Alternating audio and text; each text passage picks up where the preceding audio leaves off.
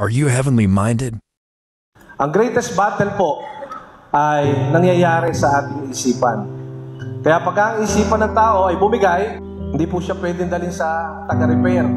Ba? Nakakita naman kayo, papa-repair yung isip niya.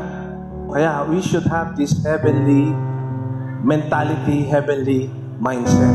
Pagka nag-iba ka na ng mindset, makikita mo na yung mga bagay na hindi mo nakikita dati. Kaya the more you are close to Jesus, the more you are heavenly minded, mas magaling ka mag-decide sa buhay nito. They are so focused above. Kaya pagka nakapokus ka sa taas, yung spiritual insight na nanggaling sa taas, na pwede mong gamitin dito sa mundong ito, magagamit mo. Malalaman mo ang kalooban ng Panginoon. Pero kung dito lamang tayo nakapokus, ang sabi ng Malang Sulatan, kung dito lamang natin sa mundong ito gagamitin si Jesus Christ, tayo na po ang pinaka-kawawang tao. Na po, kaya we should have this heavenly mentality, heavenly mindset.